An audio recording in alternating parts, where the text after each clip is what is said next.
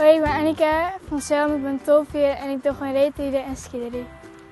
Ik vind het skiën en het reetrieden zo leuk, omdat toen ik liet zweer, keek ik altijd al aan het skiën en het reetrieden. En het is gewoon heel gezellig hier. Ik heb skileschoenen en kniebeschermers, een pak en fietswansies. En een helm.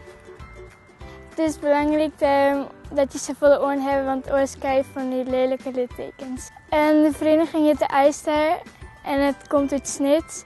En het is een skieler en een reetriedvereniging. Een skielertraining zit eruit.